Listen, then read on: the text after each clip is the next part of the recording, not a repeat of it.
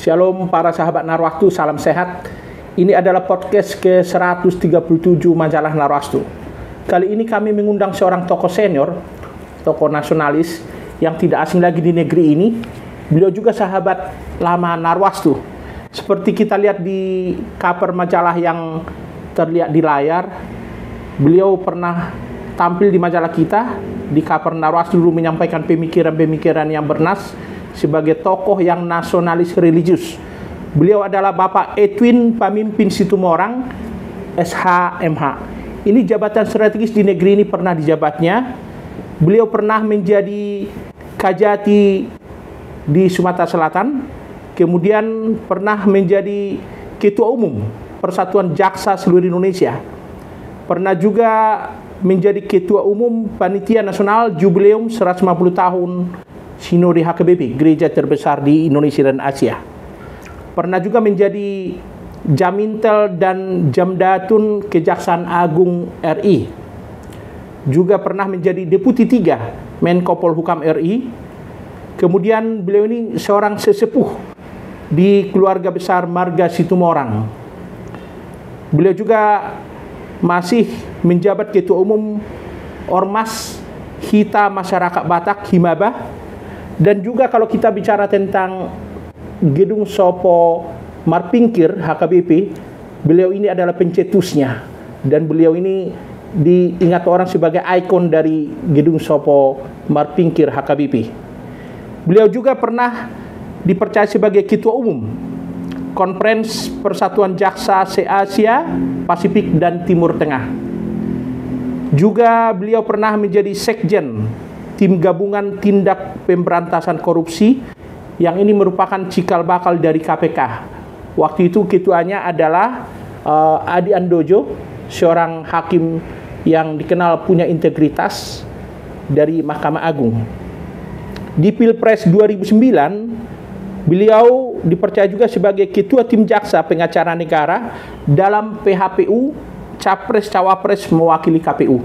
Jadi banyak jabatan yang strategis di negeri ini pernah dipercaya kepada beliau. Jadi seperti ada buku biografinya yang menceritakan tentang namanya, ada nama beliau pemimpin. Jadi beliau ini dimanapun berada selalu sering dipercaya sebagai pemimpin. Kita sapa beliau. Shalom Amang, salam sehat. Shalom Pak Jonro, saya panggil Bapak atau Bung ini? Terserah Amang. Saya pikir lebih enak Bung ya, saya panggil dengan Bung ya. Ya silakan Apa, Amang. Ya. Jadi saya biasanya memanggil Amang ke beliau. Kalau di kami etnis orang Batak, Amang itu ada panggilan Bapak. Beliau sahabat Narwastu, ya. Kalau mengadakan acara Natal Narwastu bersama tokoh-tokoh, beliaulah yang memfasilitasi kami di Gedung Sopo Marpingkir HKBP Cakung, Jakarta Timur. Kita akan berbincang dengan beliau, Pak Situmorang. Bapak dikenal sebagai seorang tokoh masyarakat. Juga mantan pejabat yang tidak pernah berhenti untuk melayani di organisasi sosial, juga di organisasi yang bernuansa keagamaan seperti Badan Pengurus Sopo Marpingkir HKBP dulu. Boleh tahu kenapa Bapak sampai termotivasi untuk aktif di organisasi sosial dan pelayanan gerejawi? Silakan. Bung Jonro, sebenarnya apa yang saya lakukan itu baik di organisasi kemasyarakatan, khususnya di kalangan internal marga-marga Batak, juga di bidang kerohanian di gereja ya, itu adalah sesuatu yang lumrah sebagai bentuk tanggung jawab dan kepedulian kita apabila kita menyadari bahwa sesungguhnya kita hidup ini adalah berkat kasih karunia Tuhan yang Maha Kuasa, yaitu adalah bagian daripada kita mensyukuri seluruh berkat dan rahmat Tuhan yang diberikan kepada kita. Ini sebenarnya menjadi suatu pedoman buat saya dalam menjalani seluruh hidup saya, karena saya selalu meyakini apa yang saya peroleh ini bukanlah karena kekuatan saya, bukanlah karena kehebatan seorang bernama pemimpin Situmorang, tapi hanya karena kasih karunia Tuhan.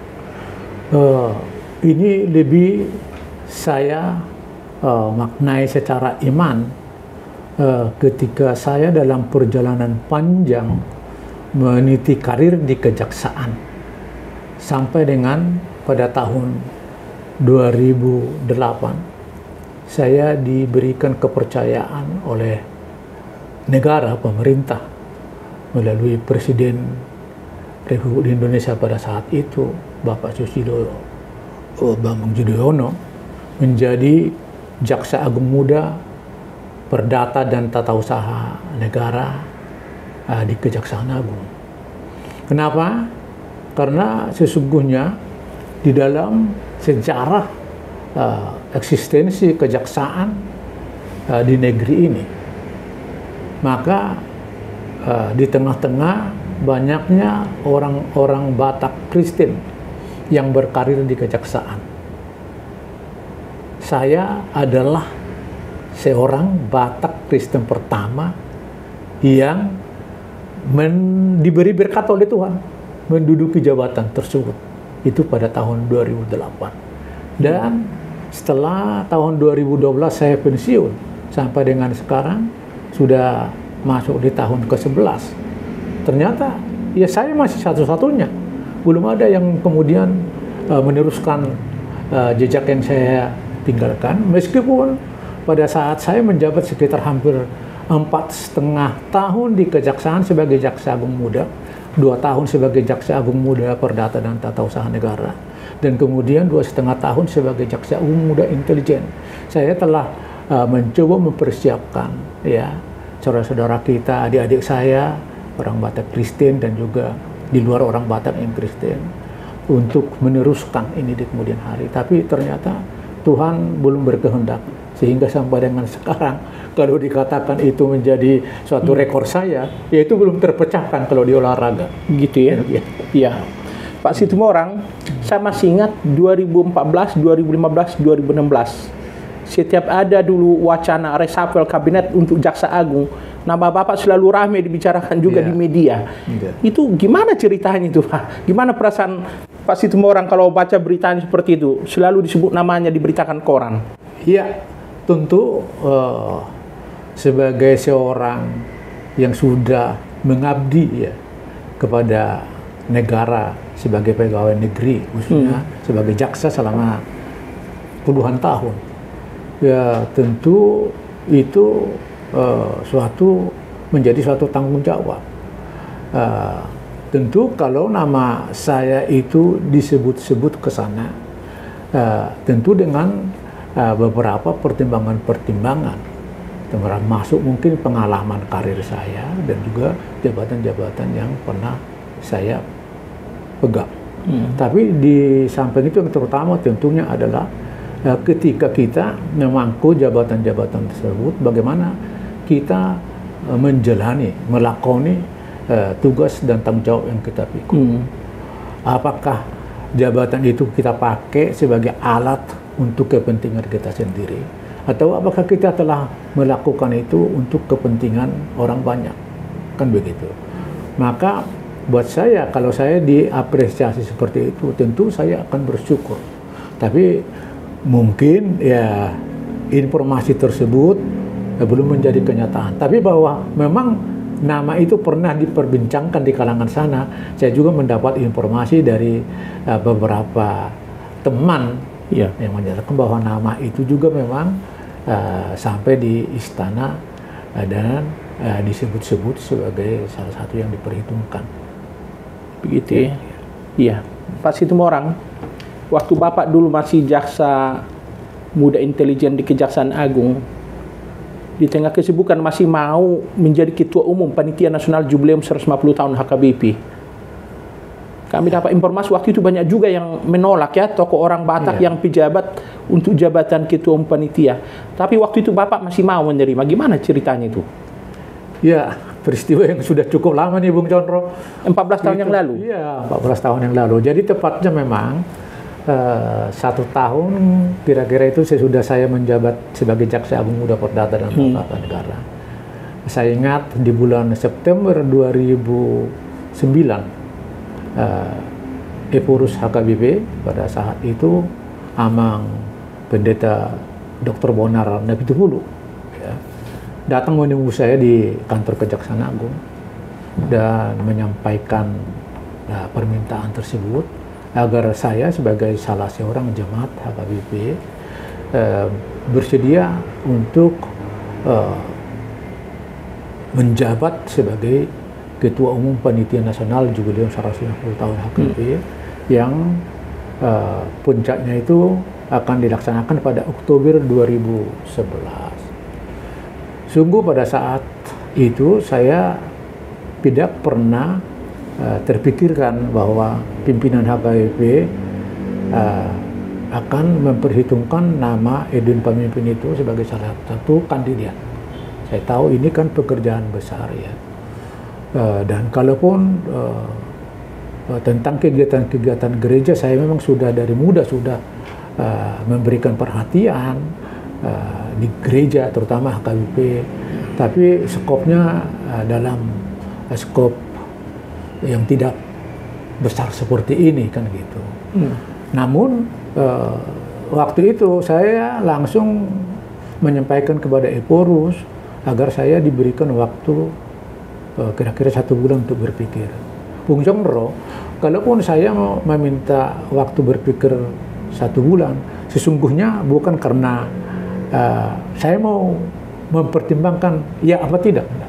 Ketika Eporus datang dan meminta, di dalam hati saya sudah menyatakan saya siap.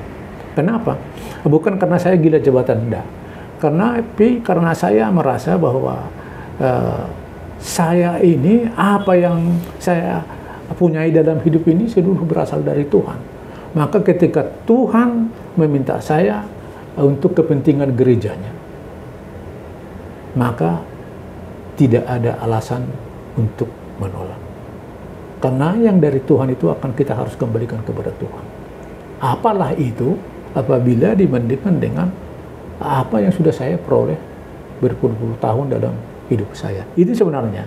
Tapi karena saya tahu, saya punya etika, juga punya ya aturan-aturan kepegawaian yang harus saya laksanakan secara penuh disiplin, penuh ketaatan. Saya kan terikat, saya bukan orang nomor 1 di kejaksaan. Saya punya atasan Jaksa Agung. Maka sebenarnya saya ulur waktu itu adalah untuk ada waktu bagi saya melapor dan meminta restu dari pimpinan saya. Itu sebenarnya. Begitu ya? Saya lakukan. Iya. Waktu jubileum 150 tahun HKBP, Bapak bersama Pak Otto Hasibuan yang sekarang Ketua Umum Pradi ya, sukses juga mengadakan acara di Gelora Bung Karno yang dihadiri 150.000 ya jemaat HKBP dan dihadiri Presiden SBY. Lalu setelah acara itu ada juga pendirian Sopo Marpingkir HKBP. Semua orang tahu Bapak pencetus itu. Nah, bagaimana ceritanya juga itu? Ya, benar ya, Pak Otto Hasibuan pada saat itu di dalam kepanitaan saya minta untuk menduduki jabatan sebagai ketua bidang perayaan. Makanya seluruh perhelatan puncak acara yang kita laksanakan pada tanggal 4 Desember 2011 itu adalah menjadi semuanya tanggung jawab dari Pak Otto pada saat itu.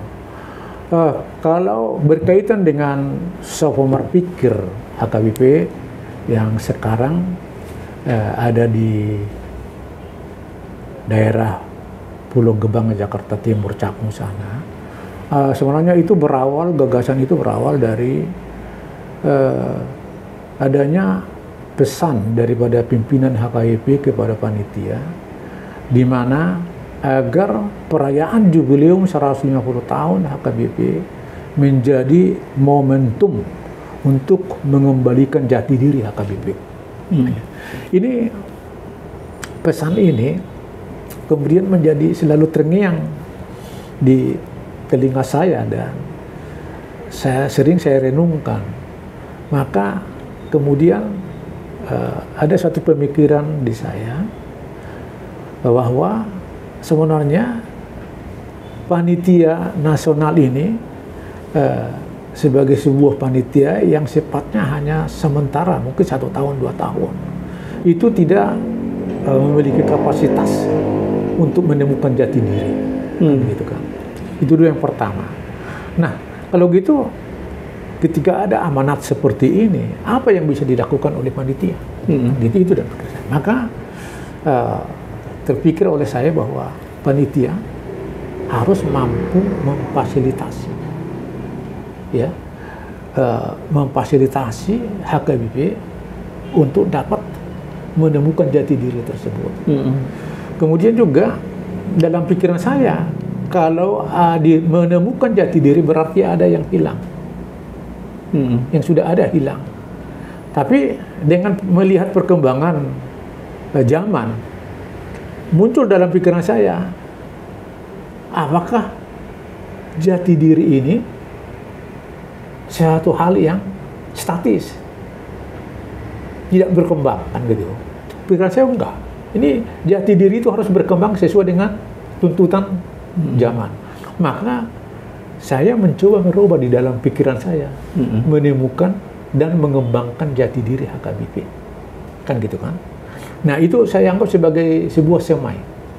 Ibarat kita menanam padi di sawah, itu persemaian. Maka dalam pikiran saya, panitia harus mampu menyiapkan suatu wadah tempat bersemainya jati diri HKBP ini. Nah, ini kemudian saya bawa di dalam rapat panitia, dan kemudian seluruh teman-teman panitia mendukung, dan kita bersepakat membangun sebuah Soho di daerah Cakung sana. Dan kemudian nama itu muncul pula dari saya ketika sudah banyak perdebatan tentang mencari nama tidak putus-putus. Akhirnya saya ikut nimbrung, saya minta ketua umum juga ikut memberikan usul dong. Nah, karena tujuannya ini kita harapkan kelak Soho ini akan menjadi tempat persemaian dan tempat berpikir, tempat orang berdiskusi. Seluruh pendeta, bukan hanya pendeta, seluruh jemaat HKBP, dan mungkin juga di luar HKBP, dan juga mungkin di luar agama Kristen, ya, untuk duduk bersama di sana. Maka ini saya bilangin, kenapa kita tidak menyebut nama ini menjadi Soho Marpikir, dan itu kemudian sama-sama disepakati namanya menjadi Soho Marpikir, yang kita harapkan ini menjadi pusat atau think tank dari HKBP. Itu harapannya ini menjadi pusat kajian, pusat pelatihan, pusat pendidikan, dan pusat pembinaan. Arahnya sebenarnya ke sana. Begitu ya. Ya. Kalau bicara tentang Soho Marpikir ini, ya, apa Bapak sudah merasa fungsi yang dijalankan panitia sudah terpenuhi? Ya, terus terang sampai dengan sekarang tujuan utama kita bangun Soho Marpikir ini masih belum jalan. Sebagai pusat, ya, kajiannya itu, ya, pusat pemikiran itu belum. Karena memang pada saat itu ada kendala, terutama soal pendanaan, karena ketika Soho ini kita teruskan pembangunannya, Panitia Nasional Jubileum 150 tahun sudah dibubarkan, karena pada saat itu Soho ini masih dalam pembangunan dan kita kesulitan dana untuk itu. Sebagai pertanggungjawaban moral saya pada saat itu kepada Eporus minta agar kemudian dibentuk suatu badan pengelola, tidak panitia. Saya minta dibentuk badan pengelola Soho Marpikir. Saya ditanya, apa yang mau dikelola? Kan, justru itu. Kalau ini sudah badan pengelola, berarti yang mau dikelola itu harus jadi jangan panitia sebenarnya. Jadi setuju. Saya minta kemudian menjadi ketua umum. Saya harus bertanggung jawab untuk apa yang sudah diprogrammkan oleh panitia dan disetujui oleh pimpinan HKMP. Jadilah itu. Dan memang ini terus dengan dukungan teman-teman yang duduk di Badan Pengelola Sopomar Pikir, akhirnya kan tahun 2015 bisa diresmikan. Meskipun pada saat itu masih ada beban-beban yang harus kita selesaikan. Ini sebenarnya membuat kemudian menjadi Sopomar Pikir ini belum bisa secara maksimal atau memulai ke tujuan utama didirikannya Sopomar Pikir. Begitu ya? Iya. Perhatian seorang Pak Situmorang kepada gereja HKBP khususnya sangat tinggi. Juga dipercaya sebagai Ketua Umum Himpunan Masyarakat Batak Himaba. Itu bagaimana ceritanya? Sementara di Situmorang juga Bapak masih sibuk juga melakukan acara-acara doa bersama Punguan Situmorang. Ya, memang ya tadi kan di awal sudah saya katakan ada dua tanggung jawab sebagai orang Batak yang harus saya lakukan. Satu itu bagaimana saya hidup di dalam komunitas orang Batak, terutama tentu dalam adatnya kan gitu kan. Dua, kemudian saya bagaimana tanggung saya kepada gereja kan gitu sebagai seorang pengikut Tuhan Yesus kan begitu. Maka ketika kemudian saya memasuki purna tugas, meskipun sebelum purna tugas ketika saya masih menjabat, saya sudah memberikan perhatian kepada punguan-punguan marga, terutama marga saya Situmorang kan. Kenapa? Karena saya melihat ada sesuatu yang aneh bagi orang Batak. Orang Batak ini kan suku Batak ini suku hebat ini kan, suku hebat. Tapi justru karena kehebatannya itu menjadi faktor yang bisa berpengaruh negatif kepada suku Batak secara keseluruhan. Apa itu? Orang Batak menjadi sering egois. Mungkin karena orang-orang Batak itu secara perorangan bisa menjadi fighter ya, bisa bertarung sendiri, sehingga merasa bahwa tanpa dukungan, bantuan orang lain, dia bisa survive dan bisa maju. Kan itu, egonya muncul. Ini satu. Terus kemudian ada sesuatu yang kontradiksi ya. Orang-orang Batak itu suka berkumpul, tapi susah dikumpulkan. Maksud saya dikumpulkan itu menjadi satu tidak bisa. Secara marga, orang-orang Batak semua marga di Jakarta ini punya perkumpulan marga. Hebat-hebat acaranya Pak ya. Satu marga saja sampai di cabang paling bawah itu Opu, Punguan Opu. Ada. Saya perkumpulannya mengatasnamakan bapak saya ada di Jakarta ini. Berarti popalannya bapak saya kan gitu kan, ibu saya. Di atasnya opung saya ada perkumpulannya di sini. Di atasnya lagi kampung saya dari Ujung Tanduk Lagu Buti sana ada perkumpulannya. Jadi sudah terorganisir. Tapi secara utuh ini orang Batak ini dikumpulkan tidak bisa. Nah ini sini kelemahan orang Batak. Bayangkan orang Batak yang secara individu seorang fighter sejati yang bisa bertarung di mana-mana. Itu di daerah yang sangat tandus pun mampu hidup kan. Apalagi ini bisa menyatu, berkumpul. Ada kekuatan luar biasa kan. Kekuatan luar suara. Jadi tentu bukan hanya di dalam konteks adat lagi ini. Gitu. Kita juga perlu kuat di negara ini. Ya kan? Itu diperlukan bangsa negara yang modern, bangsa yang modern memerlukan itu. Itu NKRI aja nggak ada kalau nggak ada persatuan dan kesatuan. Nah, NKRI itu bisa utuh berdiri kalau masyarakatnya itu yang terdiri dari banyak suku itu juga menyatu, masing-masing bersatu. Tidak bisa dipecah-pecahkan begitu. Ini sebenarnya yang menjadi membuat tantangan buat saya. Saya pikir, kenapa ini kok nggak bisa? Dan ketika ada teman-teman kemudian mengajak saya berdiskusi tentang mempersatukan ini. Bagi saya, seharusnya orang Batak paling gampang dikumpulkan, dipersatukan karena sudah ada punguan-punguan marga tadi, kan gitu kan. Itulah sebenarnya konsepnya. Maka kemudian kita mendirikan organisasi Himaba, Hita Marga Batak. Marga ya, bukan masyarakat jadi, ya. Jadi bukan orang sebenarnya. Di Himaba ini bukan orang yang menjadi anggotanya. Tapi anggotanya adalah punguan-punguan marga Batak. Ini sebenarnya. Sebenarnya gini, dulu waktu saya dengan teman-teman ya, tapi saya kalah. Saya waktu itu menyatakan sama teman-teman, ini organisasi ini jangan seperti organisasi sekarang lah, dengan format KSB, ketua sekretaris bendahara. Itu tidak perlu, karena ini sudah perkumpulan-perkumpulan. Nanti dikira pula ini untuk cari panggung, kan gitu. Bagaimana kalau kita buat ini semacam forum koordinasi, forum komunikasi saja. Jadi ibaratnya dalam pikiran saya sebenarnya ini semacam dalam bentuk yang besar ya, PBB, Perserikatan Bangsa-Bangsa. Iya. Jadi hanya koordinasi. Oleh karena itu saya usulkan sama teman-teman, tidak perlu ada ketua di sini. Nanti ketuanya secara periodik aja bergiliran dari ketua-ketua marga yang bergabung. Jadi bentuknya seperti presidium gitu. Iya, presidium kan gitu. Nanti yang mengelola operasionalnya adalah sekretariat jenderal kan gitu. Tapi nggak diterima, saya kalah ya. Saya tidak mau menang sendiri kan, saya ikut saja. Itu sebenarnya. Saya tidak tahu kalau Himaba ini kemudian belum atau tidak bisa mencapai seperti apa yang saya harapkan itu, mengumpulkan.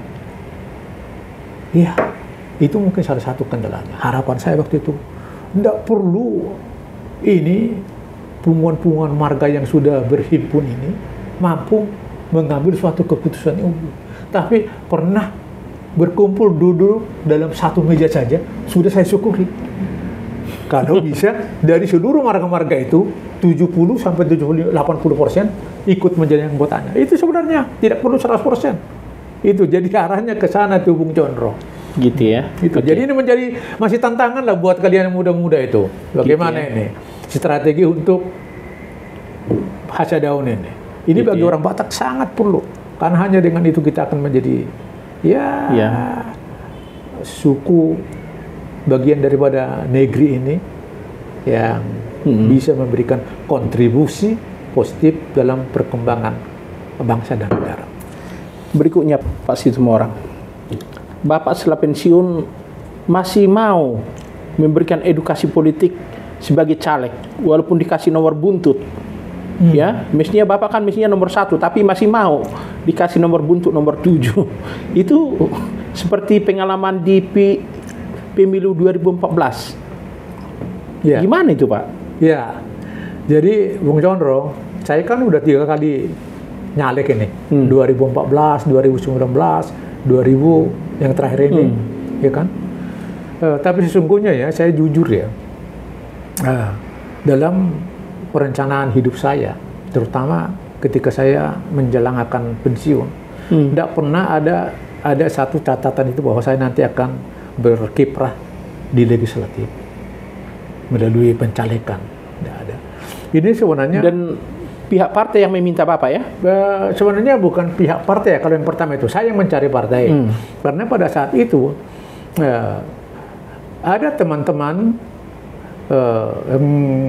kita ada forum diskusinya yang merasa risau dengan kondisi real masyarakat Batak, terutama di daerah Tapanuli sana, yang sudah menipis itu persaudaraan, tidak makuling lagi mudah itu, apalagi ketika menghadapi event-event pemilihan, mulai pemilihan kepala desa, sampai ke pilkada, ke legislatif, itu saudara pun tidak dipilih, walaupun saudaranya ini mampu ya memenuhi kapasitas dan kapabilitasnya, tapi kalau tidak ada ininya nggak akan dipilih.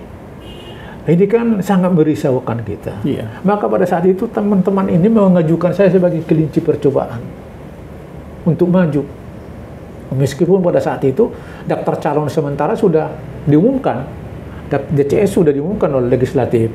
Kemudian teman-teman dorong saya yang tidak mungkin saya tolak. Saya paling sulit menolak kalau sudah ada yang meminta, dan saya pikir itu rasional. Waktu itu alasan mereka, jangan-jangan ya orang Batak ini menjadi mata duitan, dan tanda petik ini semua memilih hanya karena ada TTR, Tugu-Tugu Ro itu katanya kan gitu.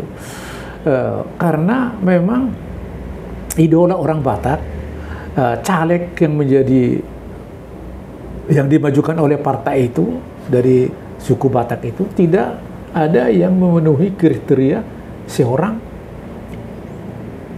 bagi orang Batak, orang tua orang Batak. Orang Batak kan kita kan waktu masih kecil ingat itu harapan-harapan orang tua kita itu hanya ada 4 atau 2. Yang pertama itu anaknya itu mampu berpendidikan. Makanya dia kan Pugogo Pemacari asal sekolah katanya kan lagunya Guru Naho. Berpendidikan itu dulu. Yang kedua, dengan pendidikannya ini dia sukses dalam karir jabatan. Apalagi sebagai pegawai negeri. Kan, gitu kan. Nggak minta kekayaan dah. Yang ketiga kemudian aktif di gereja, aktif di Paradato. Kan ini. Nah, mereka bilang, pemimpin semua orang kan memenuhi kriteria itu. Yang 4 itu? Iya, 4 itu. Ayo. Terus di samping itu kita baru selesai melaksanakan jubileum 150 tahun. Ini 2 ini modal. Maka majulah dulu. Kita cek ombak. Ya, apakah Anda dipilih enggak tanpa TTR? Tanpa mahar? Tanpa mahar ini. Tanpa tugu-tugro ini kan itu kan. Jadi saya sebenarnya merasa saya dijadikan kelinci percobaan. Tapi saya pikir tidak apa-apa. Kalaupun nanti sampai saya tidak dapat kursi, saya nggak akan merasa dipermalukan. Karena ini tugas mulia kan gitu. Ini tanggung jawab besar sebagai orang Batak kan. Saya cari partai. Kebetulan dulu masih boleh di DCT itu diganti.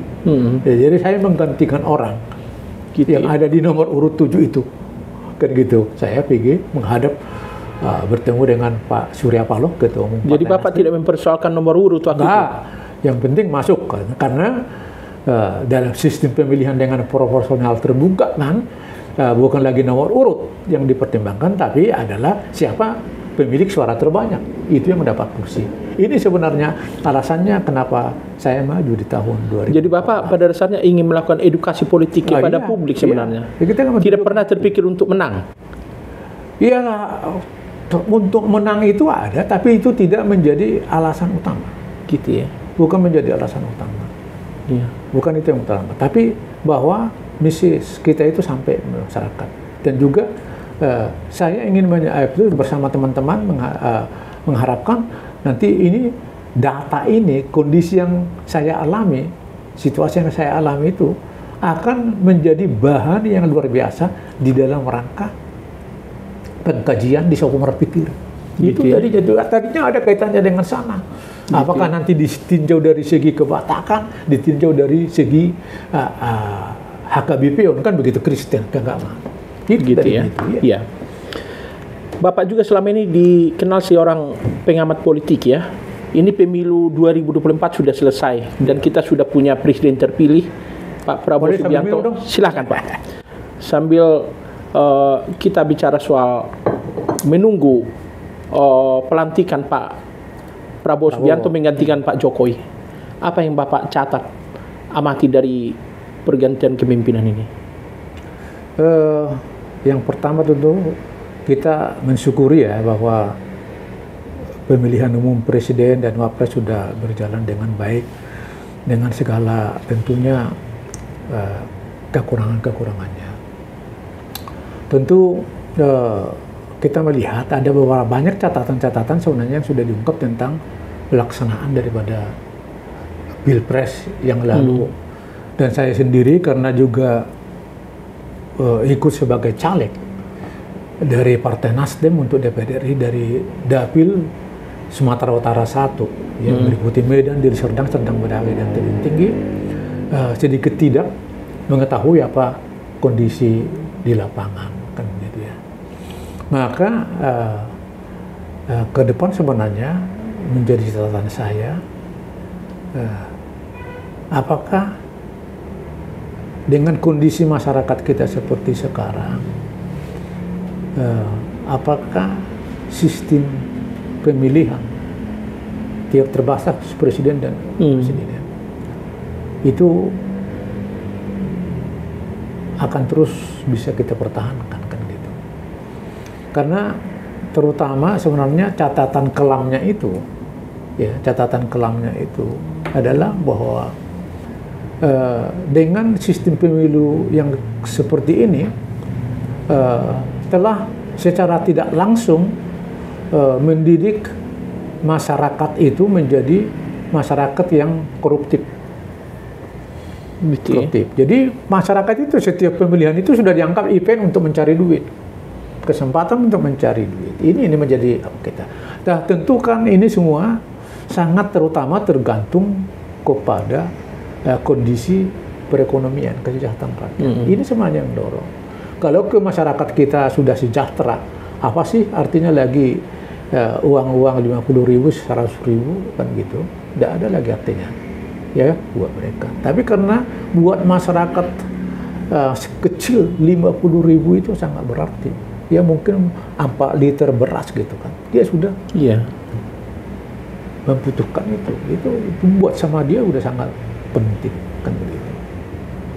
Makanya demokrasi kita itu untuk bisa seperti ini ya, dengan sistem ini masih memerlukan waktu lah, masih memerlukan perjalanan waktu agar tiba seperti bagaimana kita harapkan ya, masyarakat memilih. Belum lagi ya tingkat pendidikan ya, tingkat pendidikan masyarakat yang masih rendah itu juga menjadi faktor penambah menjadi terhambatnya sistem demokrasi yang diharapkan dengan baik.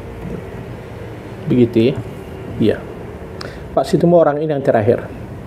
Bapak sebagai seorang pemuka masyarakat, tokoh nasionalis yang pernah berbuat dan dicatat HKBP sebagai figur yang pernah mencatat sejarah di panitia jubileum 150 tahun HKBP.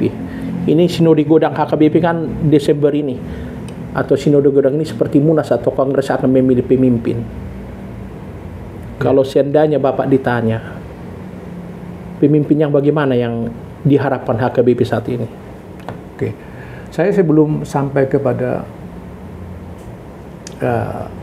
siapa itu figur yang akan terpilih nanti itu, saya ingin sedikit menyampaikan tentang ada kerisauan dalam pikir hati saya setiap ada Sinode Godang di HKBP. Karena satu, Sinode Godang itu meskipun agendanya itu ada tentang penyusunan rencana dan program kerja dan lain-lain, sesungguhnya agendanya hanya menjadi tunggal, itu pemilihan pimpinan HKBP, terutama Evorus dan Sekjen kan gitu.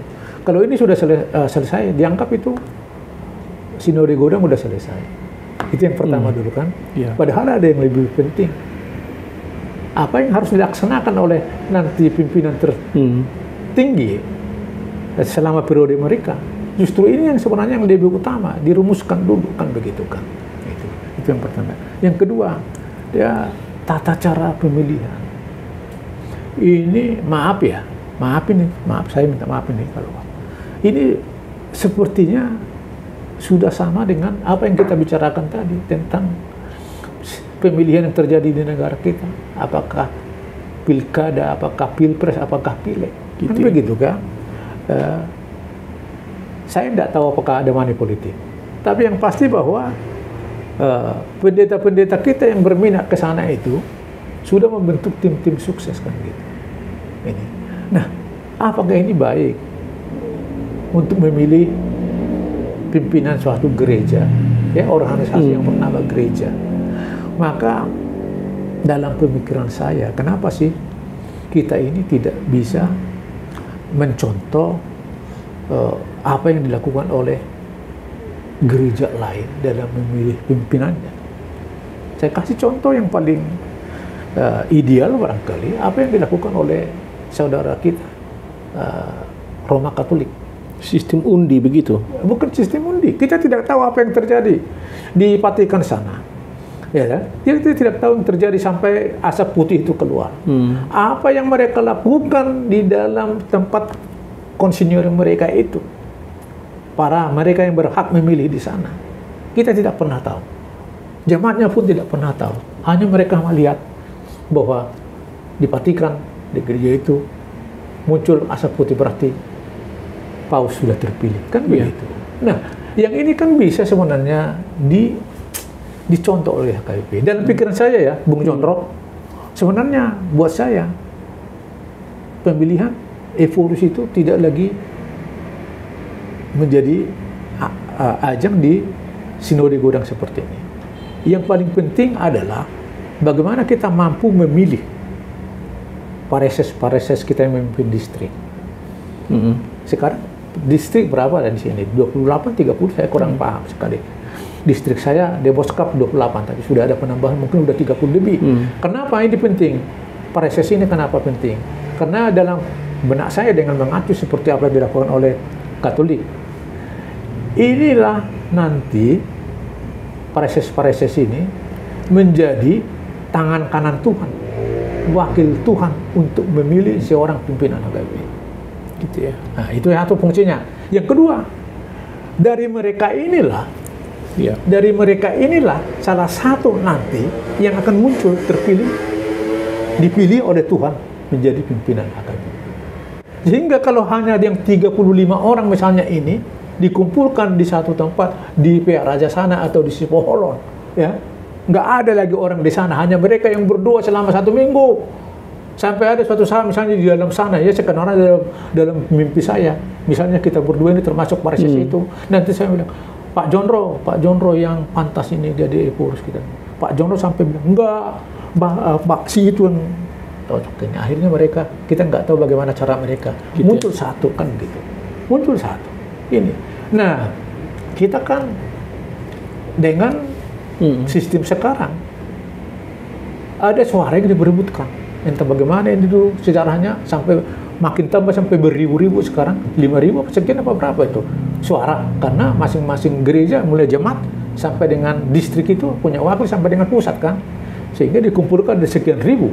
Maka ketika ada suara yang diperebutkan, jangan salahkan juga kalau pendeta ini sampai melakukan upaya bagaimana supaya suara ini sama dia. Kan begitu kan? Karena ya namanya juga pendeta, karena di pendeta itu puncak jabatan tertinggi adalah Eforus. Ya semua juga punya cita-cita ke sana, kan begitu kan? Tapi cita-citanya itu janganlah dengan cara-cara yang seperti saya katakan duniawi, seperti saya katakan tadi. Itu makanya fungsi daripada pimpinan distrik yaitu pareses itu sangat menjadi signifikan. Kita sebenarnya di sini yang harus kita perkuat. Mereka yang menjadi wakil Tuhan memilih dan diantara mereka sendiri. Kan begitu. Begitu Pak ya. Para sahabat Narwastu, menarik kita simak perbincangan dengan seorang tokoh senior, tokoh nasionalis religius, Bapak Edwin Pamimpin Situmorang. Beliau pernah menjadi petinggi di negeri ini, Deputi 3 Menko Polhukam, Jaksa Agung Muda Intelijen, dan banyak lagi jabatan yang pernah dijabat. Ya, Pak Edwin, terima kasih sudah berkunjung kantor Narwastu. Ya, ada yang Bapak mau sampaikan sebagai penutup kepada para sahabat Narwastu, silakan. Ya, saya terima kasih juga buat Bung Condro sudah diundang untuk bisa hadir di kantor Narwastu dalam rangka podcast Narwastu ini. Saya minta maaf apabila baru sekarang bisa hadir. Lambat, yang penting tidak sama sekali. Ya. Saya juga menyampaikan salam buat seluruh pemerhati Narwastu dimanapun berada. Selamat berjuang di negeri ini, dan Narwastu sebagai salah satu majalah yang konsisten setiap bulan mengunjungi kita melalui majalah maupun melalui podcast yang sekarang sudah sampai 137 tadi ya. Mari kita dukung agar ini menjadi juga alat pemersatu kita. Sukses buat kita semuanya. Salam. Ya. Para sahabat Narwastu, perlu kami sampaikan juga, beliau termasuk dalam 21 tokoh Kristen inspiratif pilihan majalah Narwastu 2011. Beliau juga pembaca setia majalah Narwastu. Jadi kalau kita lihat cover di layar ini, beliau waktu masih menjabat sebagai Jamintel sudah mengisi ruang kesaksian di majalah kita. Para sahabat Narwastu, itulah perbincangan kami dengan seorang yang tokoh yang menginspirasi, mampu memotivasi dan banyak nilai-nilai yang bisa kita petik dari perbincangan ini. Akhirnya kami undur diri. Shalom, salam sehat, salam kasih Narwastu, dan Tuhan memberkati Indonesia.